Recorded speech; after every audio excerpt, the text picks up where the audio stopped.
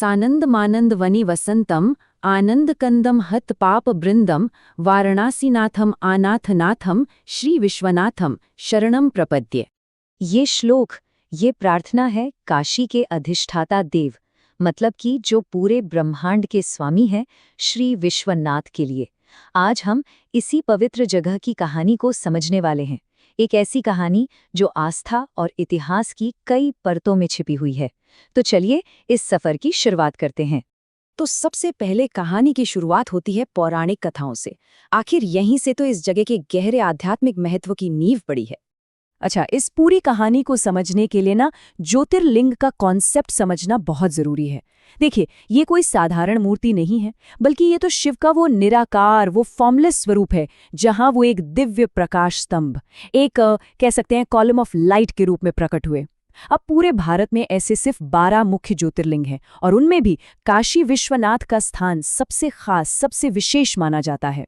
तो कथा कुछ यूं है कि एक बार देवताओं में ना इस बात पर बहस छिड़ गई कि सबसे श्रेष्ठ कौन है। तभी ब्रह्मा और विष्णु के सामने एक ऐसा विशाल प्रकाश का स्तंभ प्रकट हुआ जिसका ना कोई आदि था ना कोई अंत।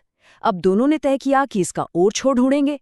एक ऊपर की ओर गए, दूसरे नीचे की ओर, लेकिन कोई भी सफल नहीं हो पाया। जानते हैं, यही वो क्षण था, यही था वो पहला ज्योतिर्लिंग जिसने काशी को हमेशा के लिए सभी तीर्थों में सबसे ऊपर का स्थान दे दिया। लेकिन इस आध्यात्मिक भूमि का इतिहास जितना पवित्र है, उतना ही उथल-पुथल से भरा भी रहा है।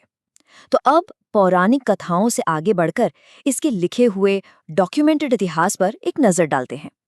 और ये एक ऐसा इतिहास है जो बार-बार विनाश और फिर से खड़े होने की कहानी कहता है। ये जो टाइमलाइन हम देख रहे हैं, ये अपने आप में एक दर्दनाक कहानी है। सोचिए, सदियों तक इस मंदिर को बार बार तोड़ा गया। 1194 में घुरिद आक्रमण से इसकी शुरुआत हुई और ये सिलसिला 17वीं शताब्दी में औरंगजेब के आदेश तक चलता रहा। हर बार विनाश हुआ, ये सच है, लेकिन एक चीज थी जो कभी नष्ट नहीं हुई, वो थी लोगों की आस्था। और 1669 में जो हुआ उसका सबूत हमें मिलता है मासिर-ए-आलमगीरी जैसे ऐतिहासिक दस्तावेजों में। इसमें साफ साफ लिखा है कि सम्राट के आदेश पर उनके अधिकारियों ने काशी में विश्वनाथ के मंदिर को गिरा दिया। ये इस जगह के इतिहास का एक बहुत ही बड़ा, एक निर्णायक मोड़ था। मंदिर को गिराने के बाद इतिहास ने एक और करवट ली। ठीक उसी जगह, उसी नींव पर ज्ञानवापी मस्जिद बनाई गई। और ये एक ऐसी हकीकत है जिसे कई इतिहासकार भी मानते हैं कि आज भी अगर आप देखें तो पुराने मंदिर के कुछ हिस्से, उसकी निशानियां मस्जिद की नींव और दीवारों में साफ नजर आती हैं। लेकिन जैसा हमने कहा, ये विनाश और पुनर्निर्माण की कहानी है। तो विनाश के बाद एक बार फिर पुनर्निर्माण का दौर आया, एक ऐसा दौर जिसने यहाँ पूजा पाठ की परंपरा को टूटने नहीं दिया। और इस कहानी का ये पड़ाव बहुत खास है। साल था 1780। मराठा रानी अहिल्याबाई होलकर ने एक बड़ा फैसला लिया। उन्होंने मस्जिद के ठीक बगल में आज का जो काशी विश्वनाथ मंदिर है, उसका निर्माण करवाया। अब ये समझना जरूरी है कि ये सिर्फ एक मंदिर का बनना नहीं था, ये एक संकल्प था, सदियों से चली आ रही उस आस्था और तीर्थ यात्रा की परंपरा को हर हाल में जीवित रखने का। चलिए अब कहानी को वर्तमान में लाते हैं, हाल के घटनाक्रमों की ओर। खास तौर पे बात करते हैं 2024 की उस पुरातात्विक रिपोर्ट की, जिसने इस पूरे मामले पर एक नई बहस को जन्म दे दिया है।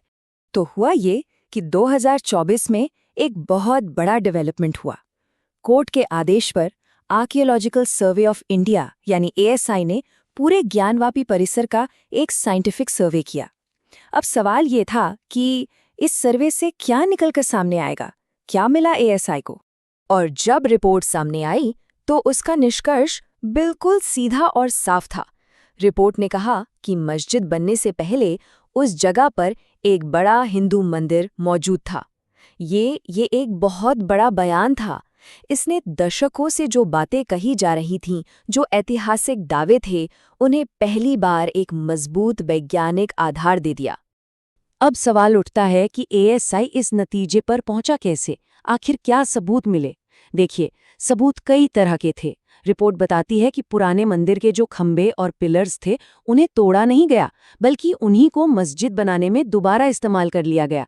कई जगहों पर व्याल जैसे पौराणिक जीवों की जो मूर्तियां थीं उन्हें तोड़ा फोड़ा गया था। और शायद सबसे बड़ा सबूत ये था कि आज जिसे मस्जिद का मुख्य हॉल माना जाता है वो असल में पुराने मंदिर का सेंट्रल गर्भगृह था। और बात सिर्फ आर्किटेक्चर पर ही खत्म नहीं होती। सर्वे टीम को 34 शिलालेख भी मिले, वो भी देवनागरी, तेलुगु, कन्नड़ जैसी अलग अलग भाषाओं में। और इन पर लिखा क्या था? जनार्दन और रुद्र जैसे हिंदू देवताओं के नाम। एक शब्द बार बार मिला, महामुक्ति मंडप, जो किसी बड़े मंदिर के हॉल के लिए ही इस्तेमाल होता है। और तो और तहखानों के अंदर से तो हिंदू देवी देवताओं की मूर्तियां भी निकली। तो एएसआई की रिपोर्ट ने इतिहास की कई परतों को तो खोलकर रख दिया है, लेकिन सच ये है कि ये जगह आज भी एक बहुत ही कॉम्प्लेक्स, एक उलझी हुई विरासत की निशानी है। अगर हम हाल के सालों की बात करें तो इस जगह की पूरी तस्वीर ही बदल गई है। 2021 में काशी विश्वनाथ कॉरिडोर प्रोजेक्ट का उद्घाटन हुआ। ये एक बहुत बड़ा प्रोजेक्ट था जिसने मंदिर को सीधे गंगा नदी से जोड़ दिया और यहाँ आने वाले लाखों श्रद्धालुओं के लिए चीजें बहुत आसान कर दी। और इस कॉरिडोर का असर कितना बड़ा रहा है, इसका अंदाजा आप इस नंबर से लगा सकते हैं। दिसंबर 2021 में ये खुला और तब से लेकर अब तक यहाँ 10 करोड़, जी हाँ आपने सही सुना, 10 करोड़ से भी ज्यादा श्रद्धालु आ चुके हैं। ये नंबर अपने आप में बताता है कि आज भी इस जगह का महत्व कितना ज्यादा है। तो आखिर में हम एक बड़े सवाल पर आकर रुक जाते हैं कि एक देश, एक समाज ऐसी जगह को कैसे देखता है, कैसे संभालता है। एक ऐसी जगह जो एक ही वक्त में किसी के लिए बेहद पवित्र पूजा का स्थान है, तो किसी के लिए इतिहास का एक गहरा जख्म और करोड़ों लोगों के लिए एक जीती जागती विरासत है। इन सारी जटिलताओं को कैसे समझा जाए, कैसे संभाला जाए, शायद इसका जवाब ही इतिहास, आस्था और हमारे आने वाले कल की दिशा तय करेगा। यदि आपको ये जानकारी पसंद आई हो तो ऐसे ही और रोचक वीडियो के लिए भारत की धरोहर को अवश्य सब्सक्राइब करें।